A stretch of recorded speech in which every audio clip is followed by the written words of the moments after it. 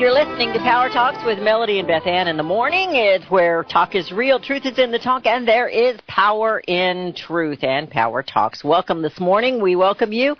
I'm Beth Ann, and say good morning to Melody. Well, we're not really co-hosts. We host equally together to empower you with truth. Good morning, Melody. Good morning. Co-host, no, host, my host. Equal host. Equal host. And good we probably really are equal. We're both short. We're both brunettes. We're both. Oh, gracious. I'm a little blonde. Are you a little blonde? I am too when I let them do that. I'm a little blonde. Mm-hmm. I'm at the beach. I have to be a little blonde. Have some blonde. Yeah. But I have a little blonde, a little red, a little brown, and I cover up that other stuff. We don't even talk about that other stuff. Oh, our listeners get a kick out of us. Okay, these girls, they really need more coffee or something in the morning. You know what? I saw a little, you know how things pop up on your computer where you have these little sayings and phrases and so forth. And I saw one earlier today, and it's not word for word, but it was like if they pass term limits 14 years, there'd be over 200 and some politicians that would lose their jobs. Am I supposed to be sad about that? Well, no. I mean, this was a positive. This was a, hey, let's pass these term limits of 14 years and get rid of them. I mean, that's about the only way that you can begin to help eliminate the swamp is getting them out of there. And there shouldn't be 30-year politicians. Career politicians are what killed us. And then that 17th Amendment, when we stopped appointing the senators and started electing them, and there was a popular vote by money. And I don't disagree with him, but I do disagree, if that makes any sense. This is Gingrich talking about Bannon's strategy. Of course, Bannon's on a war against these elitist, the established Republicans that are fighting Donald Trump, the president. And basically what Gingrich is saying, he's going, how do you say this? He's going about it wrong. He's doing it wrong, he says. It just says in this article that Bannon's Trump former White House chief of strategist is promoting a field of primary challengers to take on Republicans in Congress for 2018. Are you there, Beth?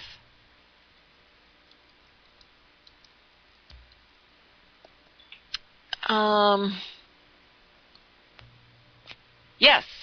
Oh, there you are. I think we lost connection. Yes, we did, and Todd was trying to connect to you, and so whatever. I don't know what all got heard of what I was saying, so nothing. We may have to just start. I've just been kind of blah, blah, blah. Were you keeping our listeners entertained, dear host? Oh, I'm sure they were entertained all right. But I don't know where to begin. Well, you were talking about Newt Gingrich. Yes. Gingrich going after Bannon, saying Bannon's going after this wrong. He shouldn't be trying to unseat these Republicans. He ought to be trying to unseat about 6 of the Democrats and win those over. Well, I agree that we need to do some of that. I believe those of our listeners, and I know we have plenty of listeners that are registered Democrats. And I know that the registered Democrats, the days of our grandparents who might have been Democrats, I don't think mine were. I had an uncle that was. This is not their Democrat Party. This is not the party that they adhered to back in those days. And so I think people who wanted to who are registered Democrats, they need to take their party back because their party's gone rogue. It's socialistic. That's all it is socialism that they're pushing, and many of the Republicans as well. But But Newt Gingrich, like I said, I'm confused as to what anything that I said got heard or not. He's saying Bannon's going about this wrong. He ought to be replacing about six of the Democrats rather than going after, how did he put it, cannibalizing Republicans. I believe there's some Republicans that need to go. They need to get out. Absolutely. And which makes everything confusing because Trump comes out, and as I was beginning to tell the listeners, he came out and he threw a life raft to Mitch McConnell. And pledging a big old bear hug. And pledging to ask his anti-establishment friends to leave the Senate leader and his friends alone. This was to Bannon.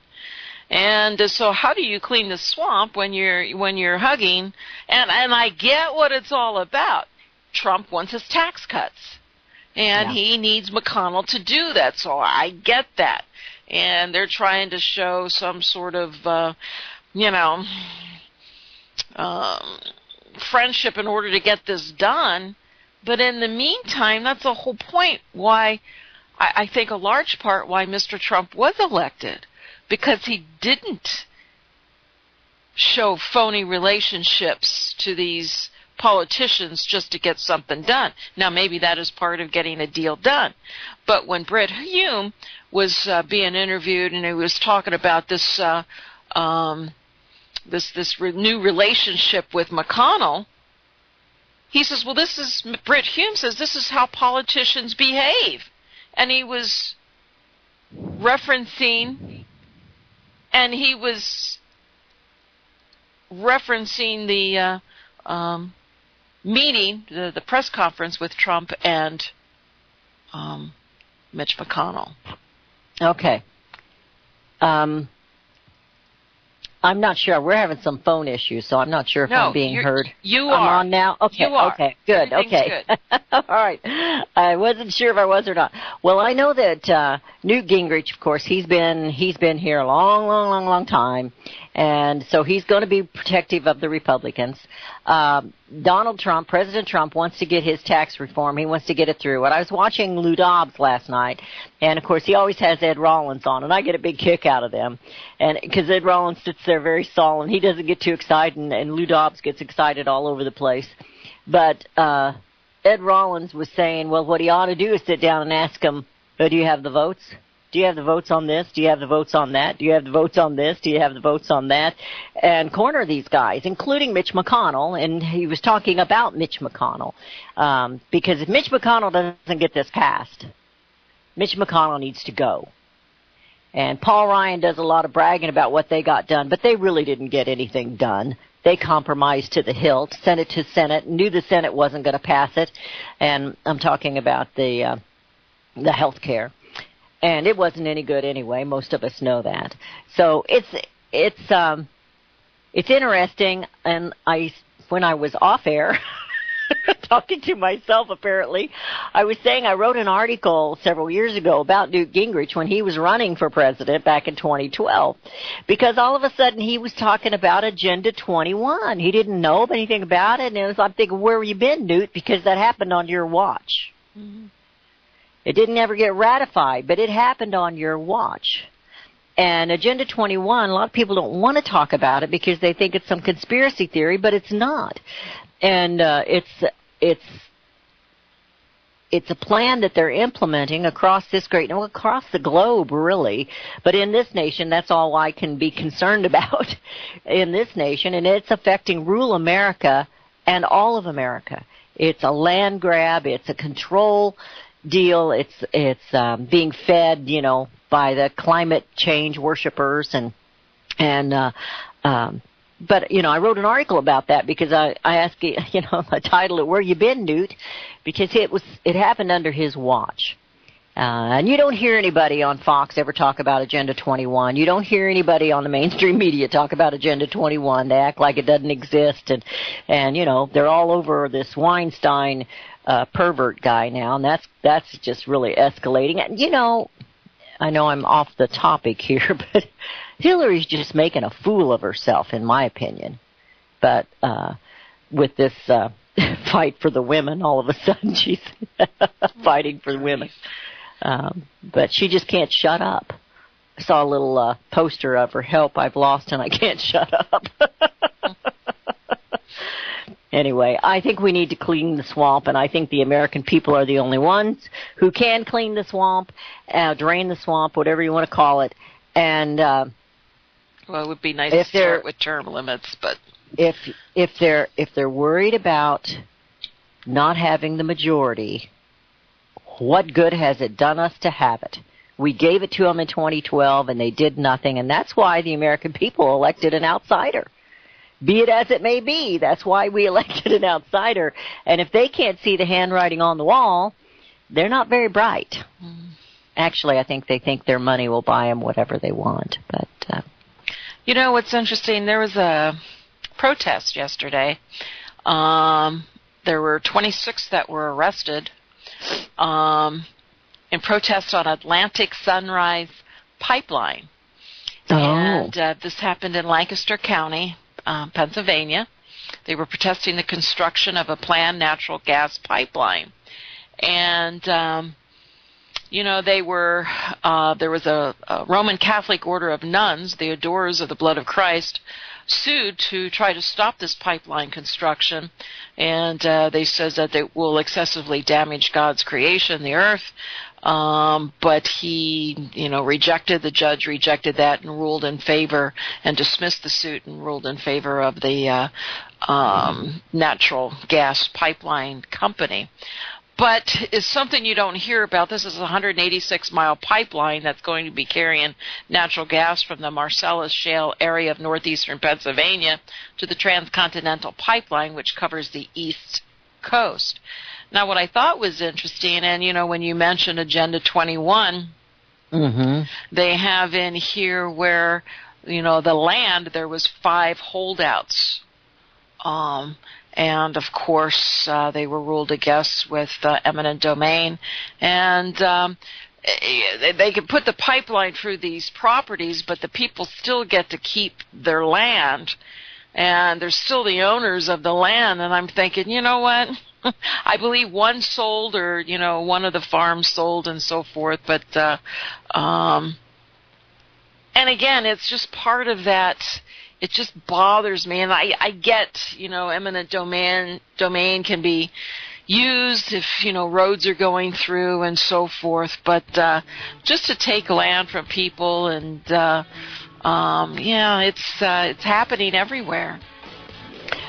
Oh, we're going into a break. I was going to talk a little bit about that, but we're going into a break.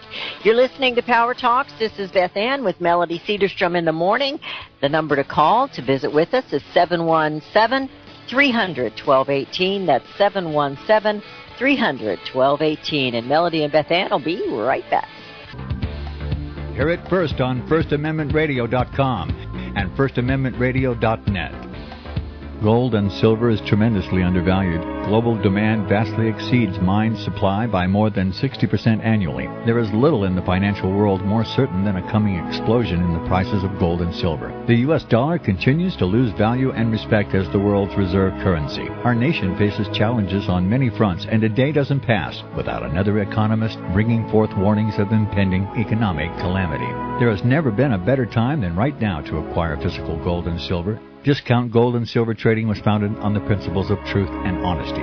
We believe in providing a quality product, quality service, and most importantly, competitive pricing. We provide all forms of precious metals, including American gold, silver, platinum, and rare investment and circulated coins. Silver bars, rounds, and 90% silver bags are on hand for the silver investor. Gold self-directed IRAs are available. Call Discount Gold and Silver Trading at 1-800-375-4188. Toll free, that's 1-800-375-4188.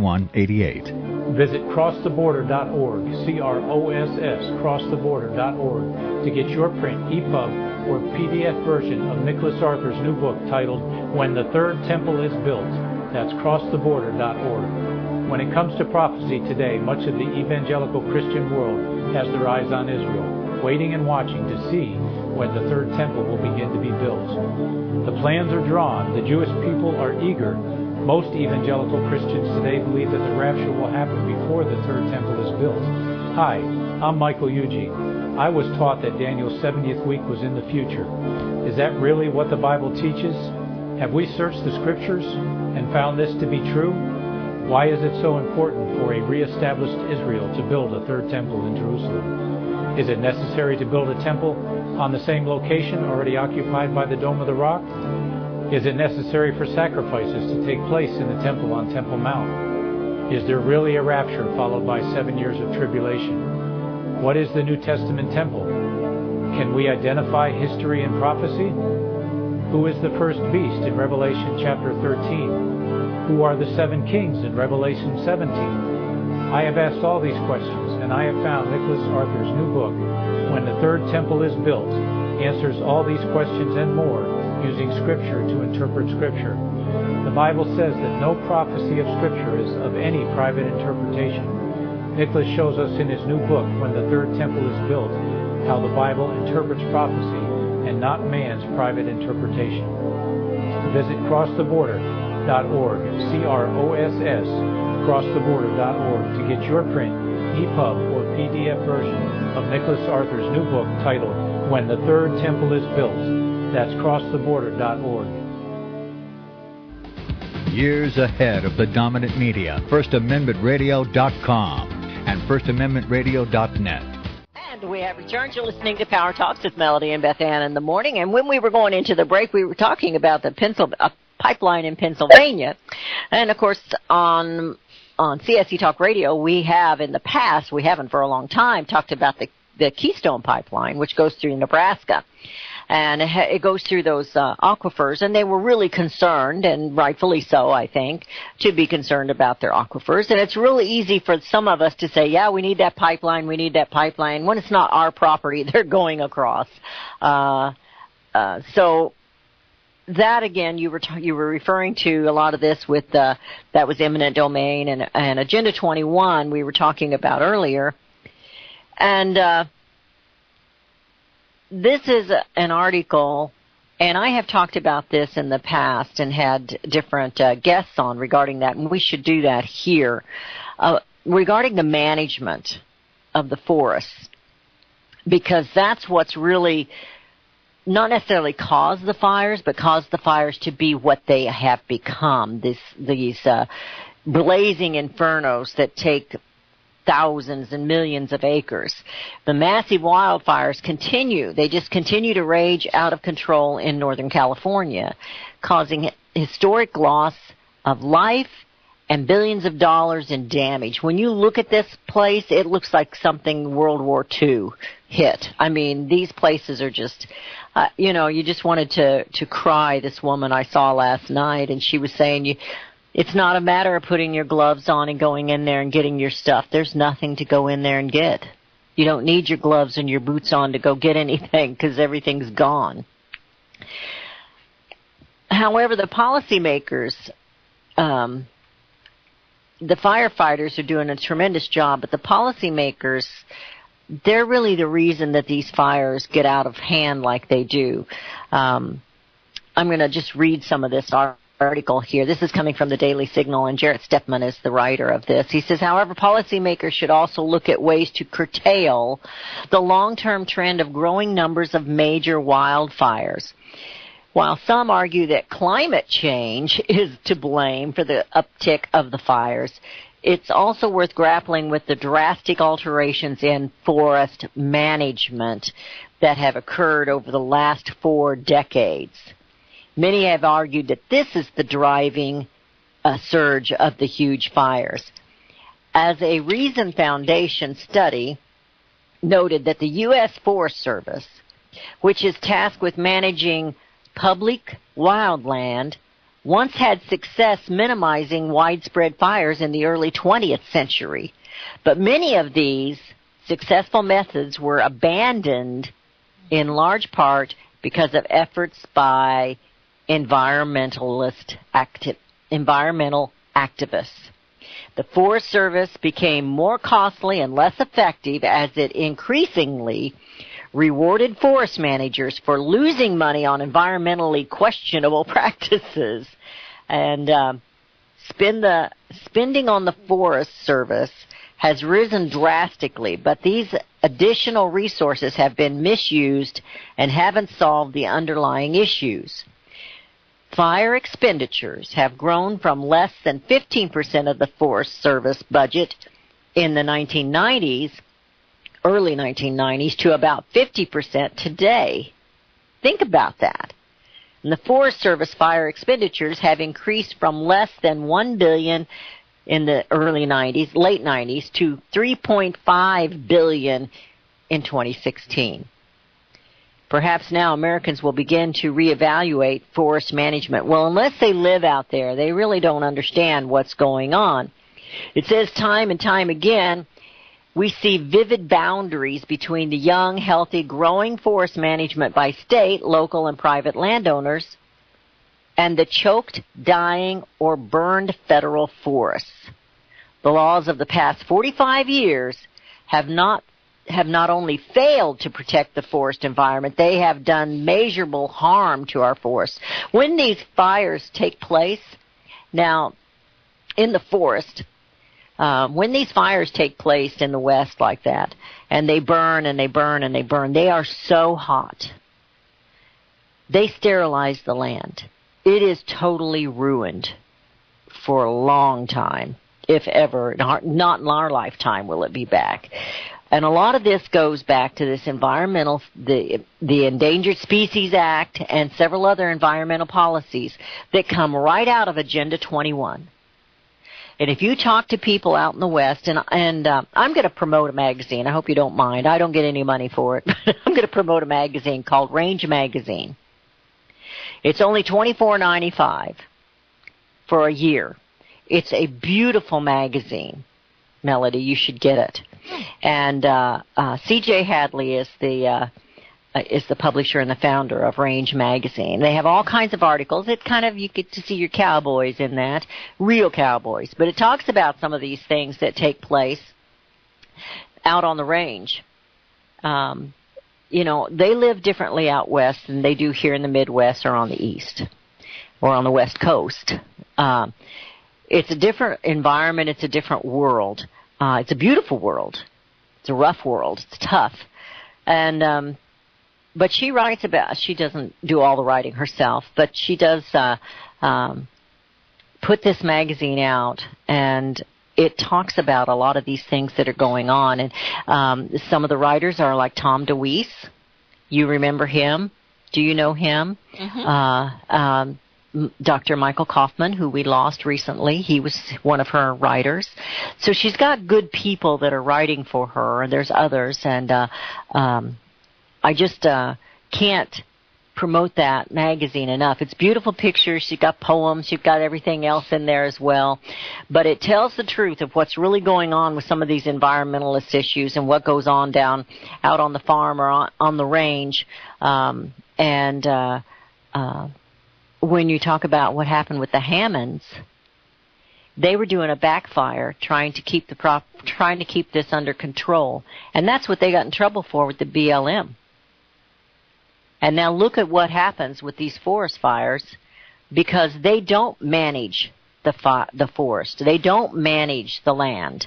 And those are things that need to be looked at. And I would hope, we hope and we pray some of our new established administration will take a look at these things and stop some of the foolishness that's going on. Well, it used to be, I lived out in Arizona for almost 30 years, so, and we lived up in the mountains in Prescott, Arizona for, several years, quite a few years, and, you visit, you go to the mountains and you visit the surrounding areas. And it is beautiful, absolutely beautiful. And Yellowstone, in 1988, it was the Yellowstone fire, and that was one of the largest Yellowstone or national forest fires, and it was the first time that the entire park was closed to all non-emergency personnel in its history. And what they used to do, and you bring in the management of these lands. And you're right. There's so much that they changed and don't do. Before the 60s, they believed that, hey, if there's a fire, you better end up putting it out as quickly as possible. If there's a fire, get it out. But then the EPA and everybody else comes in and they said, no, we have a better understanding that, we're going to let these natural fires burn under controlled conditions. Well, they got the same thing that happened in California. It was an extremely dry summer. They had smaller controlled fires that were combining.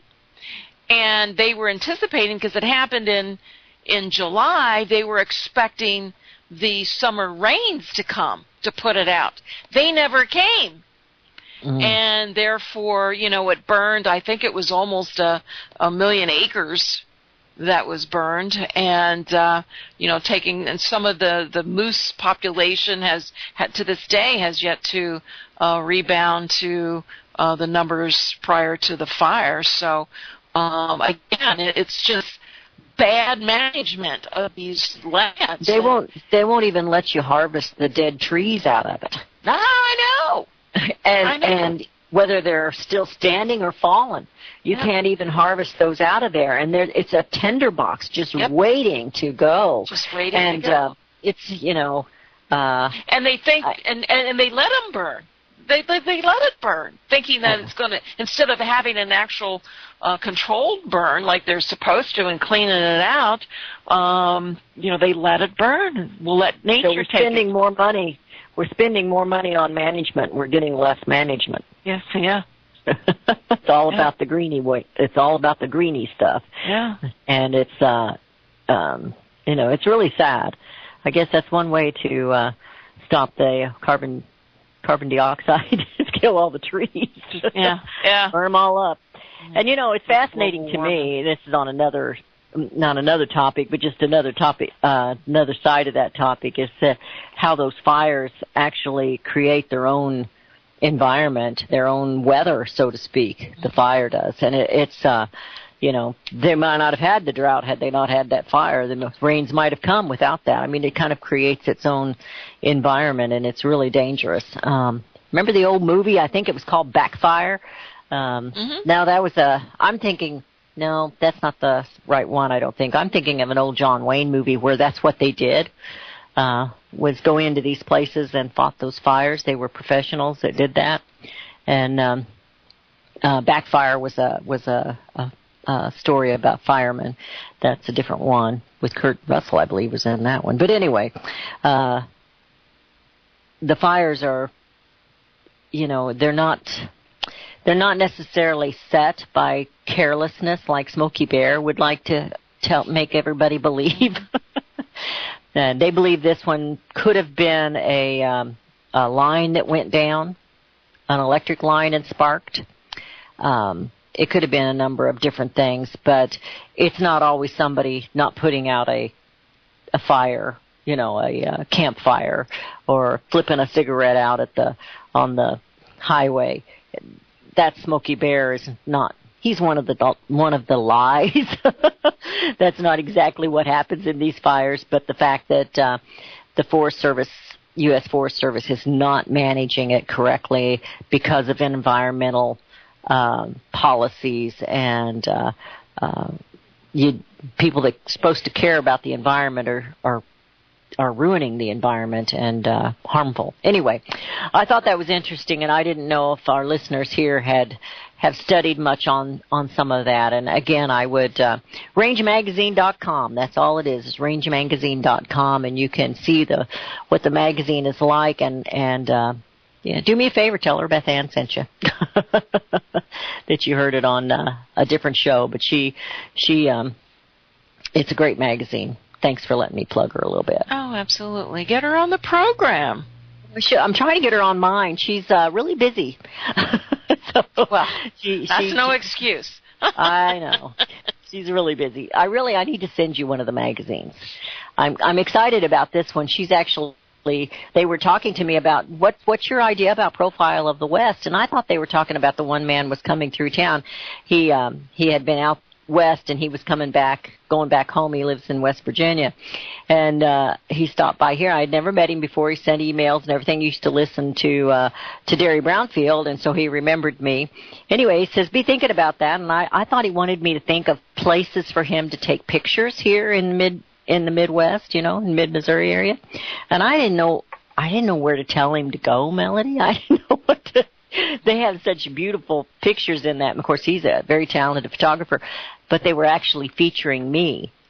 So he wrote a short article about me, and took a picture of me in the office here. And I thought, oh, well, that's not what I thought you meant, Profiles of the West. So I'm actually going to be featured in the winter edition. So I'm kind of excited about that. Absolutely. Kind of excited about that. Well, make sure you send me that one. I will. Mm-hmm. I hope I can get some extra copies from her. All right. Well, North Korea came out with another warning that nuclear war may break out any moment as the U.S. and South Korea begin one of the largest joint naval drills off both the east and west coast of the peninsula. Kim In-ryong, North Korea's deputy ambassador to the United Nations, said yesterday that his nation had become a full-fledged nuclear power which possesses the delivery means of various ranges, and warned that the entire U.S. mainland is within our firing range. He also called North Korea a responsible nuclear state, as long as one does not take part in the United States military action against the Republic. We have no intention to use or threaten to use nuclear weapons against any other country. And he did refer to the proper name for his country, blah blah blah. And of course, they are doing these naval drills off the coasts of the peninsula, and those are some pretty strong words following Tillerson's remarks that he's going to try to negotiate until the first bomb drops. So I'm not quite sure if we can say this is all rhetoric, but certainly North Korea is saying that we do have the capability now. So are they telling the truth? Yeah. Well, the old story, if you got it, flaunt it. I don't think that goes along well with nuclear weapons. I thought that was just us girls. I don't think I think he's got that wrong if he's using that one. It's scary times. It really is. Yeah, it really They're is. like little peacocks that are strutting their stuff. And I don't understand that. I mean, I do understand that they have a vendetta. They want us out of South Korea because they want to take South Korea over.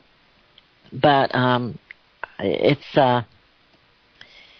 we feel like we're sitting on a tinderbox, a tinderbox of outbreaks that are happening all over the place. And I am concerned about the strength of the United States right now. We're so divided. I guess that'd reunite us pretty fast or break us.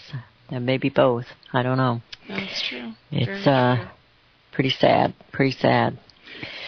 Well, if anybody has an extra $12,500, they can go see. In the meantime, they can go see Bruce Springsteen in Broadway, on Broadway, and it's like, are you kidding me? $12,500. That's how much the tickets are. That's how much. Maybe not all of them, but some of them are $12,500. They're definitely not pandering after mid-America, are they? Or middle-class America, I mean. Most of the tickets start around $1,500 for most performers. This is, I guess, the company that sells tickets, StubHub, the resale site, start around $1,500 for most performances, and the original prices were $213. Last week, the show took in $1.9 million at the box office. And you didn't go? No, I saw him in concert. I don't think once. I think once was enough. Once was enough. But, okay. All right. So anyway. And if you have $12,500 and you do not want to go see Bruce Springsteen, call discount gold and silver. Get something that's real. Get something that will protect you. Particularly if there is truly a nuclear war that happens, and I saw reference to a lot of his discussions about what they would do that affects our power grid. So to me, that's more of a EMT attack. Yeah. Than a nuclear. I mean, you could put a nuclear missile in the air, I suppose. I don't know if they can explode them in the air or not, but if they could and it affects our grid, that's what it sounds like. Or hacking. Hacking, when it comes to our grids, it has to be something that would, I mean, if a nuclear blast went off in California, you wouldn't think that it would affect all of the U.S. Power grid. But, so I'm thinking more along, they're referencing something, a new weapon they said they have that would affect our power grid, and that would be an EMT. So if we know about the EMTs and the destruction that can happen, I'm sure there's other countries and other leaders. Oh, absolutely. And, absolutely. Know that it is something, and so dangerous times. And, that we live. It's dangerous times, and you stop and think about what that would really do to everyone. As far as media, as far as some other things. I had somebody on the air here a few weeks back, and he was a survivalist, and he was talking about it's not going to shut all the cars down like everybody thinks, but it depends. It has to be a certain size. But anyway, he was talking about what it would do, and it was kind of interesting. And some of the things that I had been told before, he said that those were extremes. That's not what would really happen. But it will shut down a lot, and it'll. We're so spoiled. Do we even know how to survive without electricity these days? Do we even know what we would do? Would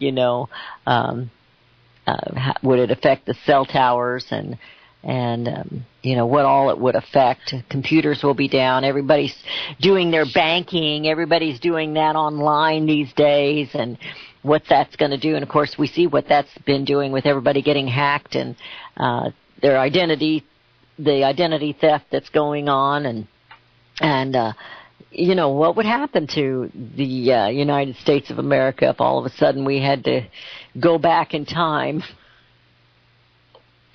Well, I think going without power, I mean, is one thing. My concerns, people can live without power.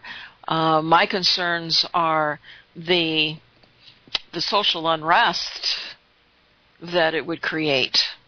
And, a lot, and how much does it filter out through the inner cities and so forth into the, how far out will they become?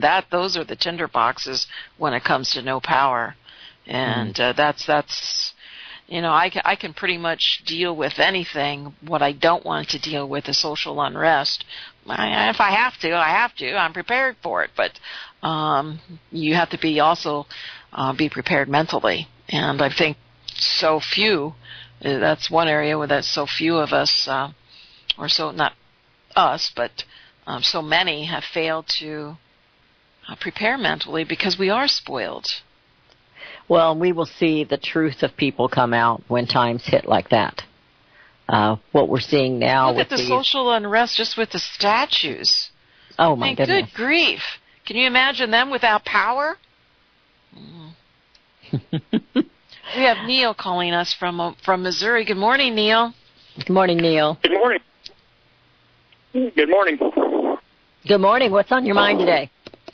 Well, you're talking about the nuclear attack, electromagnetic pulse that's generated by a nuclear weapon. Generally, they explode those just below the upper atmosphere, just so they're within the atmosphere. And there's a rumor out there, I haven't been able to confirm, that the North Koreans already have 2 nuclear satellites. Now, they believe they're nuclear satellites because when they were launched, they told everybody they were communication satellites, but they're not communicating anything, and they're in a polar orbit instead of an equatorial orbit. All your communication satellites are put in an equatorial orbit. Why would they run, north-south across the poles? Well, that's because they can come in from the south where we don't have any early warning systems because all of our stuff is pointed north, for things coming over the North Pole. Well, these satellites are running, north to south. And there's two of them. Okay. Every 12 hours, one of these satellites is over the central United States. If they dropped a nuke out of that satellite into our upper atmosphere and detonated it, it would shut down the power grid on the entire central U.S., which would probably, through the domino effect, knock out all the North American power grid. The other thing, in 2014, the North Koreans were caught in the Panama Canal. They had a surprise inspection of one of their ships that had been known to run drugs. And when they unloaded all the sugar that was on board that they picked up in Cuba, they found missile launchers and missiles. They had everything on board except the warheads. And these missiles were capable of launching nuclear warheads. And they'd just come through the Gulf of Mexico. What they'd done, they'd done a practice run on the United States by coming through the Gulf of Mexico, and then, did a practice launch. They didn't actually launch anything, but they looked to see if they could get close to the U.S. in order to launch these missiles. Neil, we're heading into a break. Hang on. You can finish your statement when we come back. You're listening to Power Talks with Beth Ann and Melody Cedarstrom in the morning. Hear it first on FirstAmendmentRadio.com and FirstAmendmentRadio.net. Since the beginning of time, kings have sought it, nations have fought for it. It has been traded, it has been borrowed, it has been purchased, it has been stolen. There's a reason for it. To secure the blessings of liberty to ourselves and to our posterity. Invest with the security of gold and silver. Call Discount Gold and Silver Trading at 1-800-375-4188 or visit discountgoldandsilvertrading.net. Listen to Financial Survival with your host, Melody Cedarstrom, right here on FirstAmendmentRadio.com at 4 p.m. Eastern or 1 p.m. Pacific Time. Visit DiscountGoldandSilverTrading.net or call Discount Gold and Silver Trading at 1-800-375-4188. Toll free, 1-800-375-4188.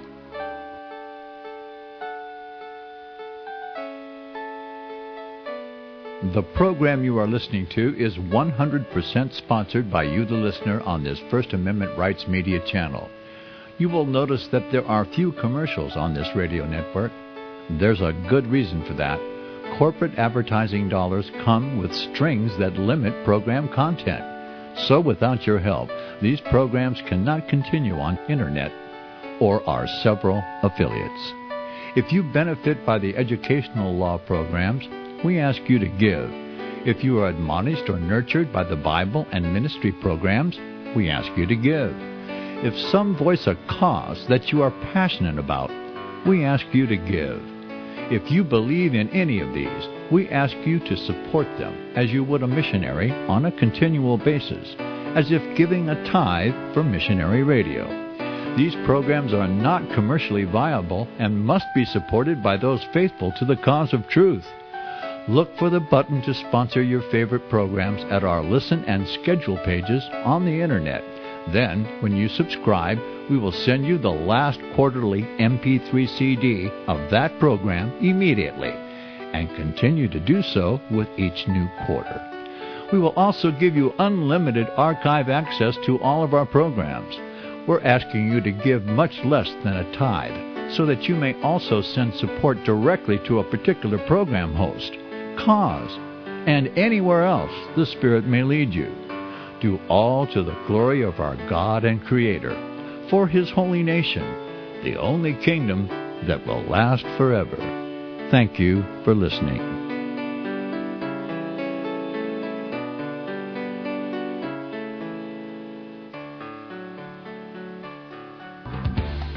Hear it first on FirstAmendmentRadio.com and FirstAmendmentRadio.net. And we have returned. You're listening to Power Talks with Beth Ann and Melody Cedarstrom in the morning, and we were talking with Neil. Neil, you're going to have to kind of wrap it up. Let's go back to your conversation. Right. What the thing was with the North Koreans, that was a practice run. It was a successful practice run on the southern coast of the United States. And this is a cargo ship. This is not something that you would normally send a red flag. This wasn't a warship. This was a cargo ship, and that's what they're going to use to launch a missile attack. And they can do it off either coast or from the Gulf. The Gulf just puts closer to the central U.S. But this is what they're planning. When the North Koreans are not bluffing. They're not going to take us out in a nuclear war. They're just going to use it only takes one nuke to do major damage to this country's power grid. And that's what they're planning on doing if the U.S. keeps messing with them. So just people need to keep that in mind. And if you don't want to be affected by it, then you need to keep your stuff at least 10 feet underground or build Faraday cages in your garage to park your car in, and then you won't have a problem with your electronic being knocked out or anything else you want to protect.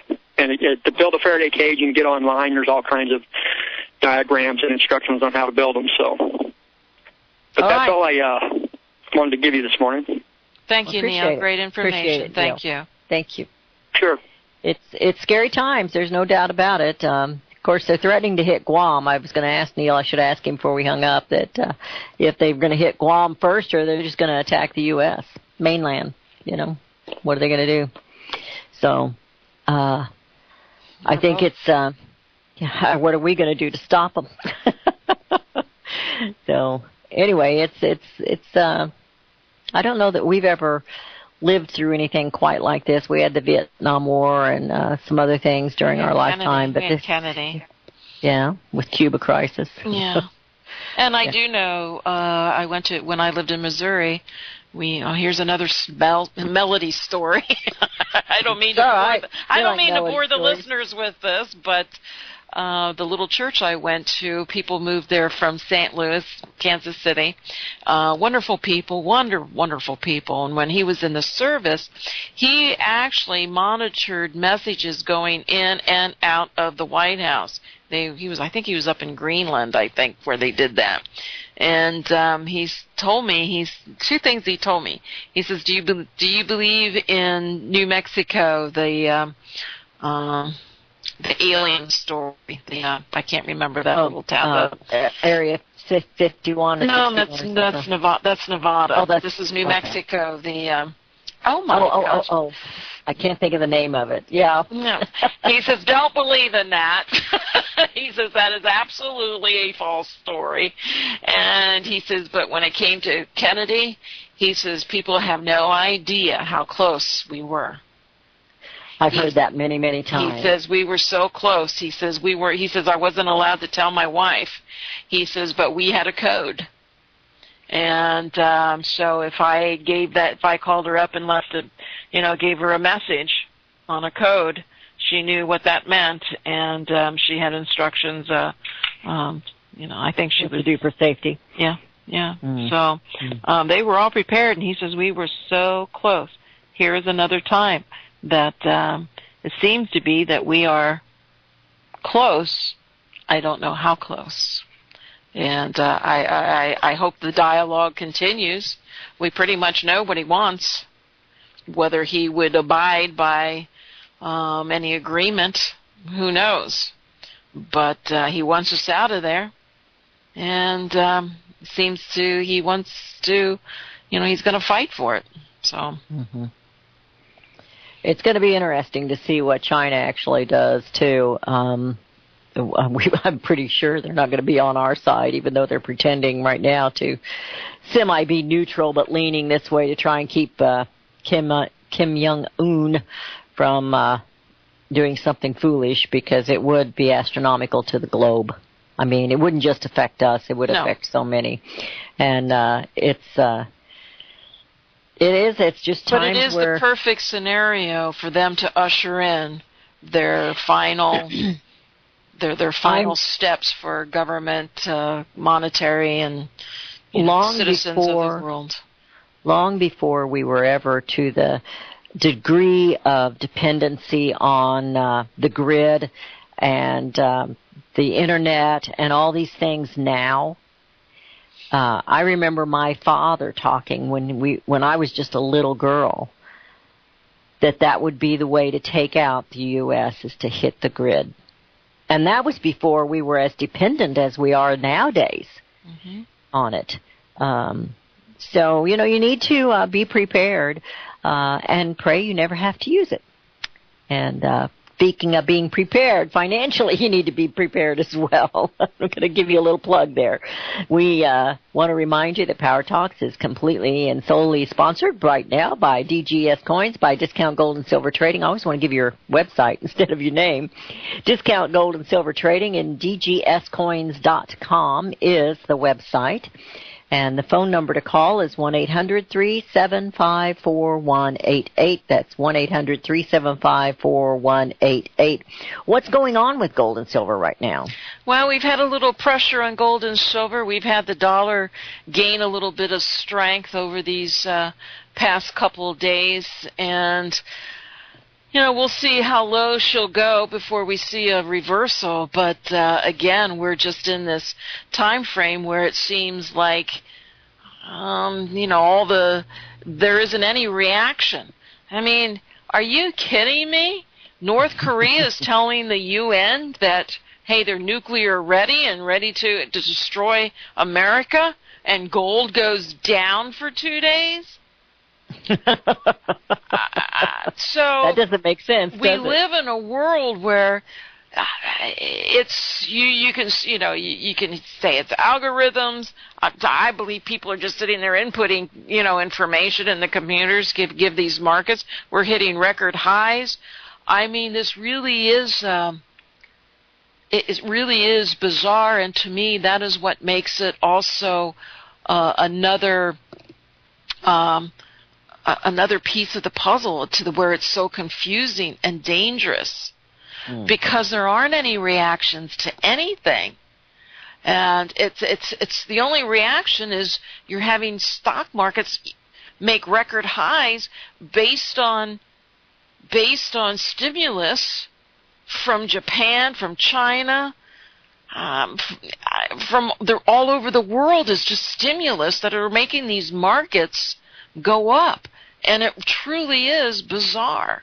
And reality is soon to strike. I'm just not sure if that reality is going to be a nuclear weapon from North Korea. Is it going to be just because the amount of our debt in the system collapses on its own? Something is going to shake this nation. I would say if the nuclear EMT hits, it will collapse the economy. Oh, it'll collapse world economy. I mean, yeah. I mean, that's what I mean. What a perfect time for them to usher in the... If they do that, it will affect everyone's economy, because we're not the only ones that are on the brink of collapse. No, that's my point. The stimulus, the only reason we're seeing any growth in this world is coming from stimulus from central bankers. It's the bankers that are really pushing this up and beyond. And reality, something's going to shake this country. We have had Hurricane Harvey. We've had Maria. We've had fires. We've had, a devastating shooting, and it's just like, just businesses. We have demonstrations and riots, pulling down statues that, are you kidding me? We have, focus on football players that are kneeling during our anthem. It's just like, are you kidding me? I don't ever remember a time in such a short period of time that we've had so many things going on, and what's the football players have to do with kneeling during the anthem? Well, it's all about confidence. It's all about our behavior as a nation, and it's like it's very erratic. We're behaving badly. As a nation, we're behaving badly. And, it goes back to a culture war. I said long ago that the elections, the last several elections have not been about policies. Not really, but about what kind of government we were going to have. The Democrat Party and the left, they want socialism, 100% socialism. The right, some of them are leaning to big government, corporatism, and all that kind of thing, the globalists and all that. I think we're in a minority. We're not necessarily in a minority, but the elected officials, I'm concerned, are, as far as who is really constitutional republic minded. And I hear music. Get your money out of paper, folks, because it's going to be worthless. Get it out. I'm going to give the number real quick before we go off the air. 1-800-375-4188. 4188, Discount Gold and Silver Trading. You need to talk to Melody. Melody, have a great afternoon. Same to we will see you tomorrow morning. Bye-bye.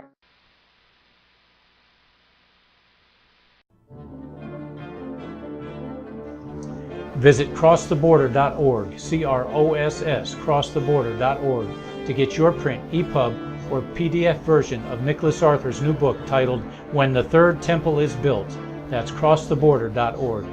When it comes to prophecy today, much of the evangelical Christian world has their eyes on Israel, waiting and watching to see when the third temple will begin to be built. The plans are drawn. The Jewish people are eager. Most evangelical Christians today believe that the rapture will happen before the third temple is built. Hi, I'm Michael Eugene. I was taught that Daniel's 70th week was in the future. Is that really what the Bible teaches?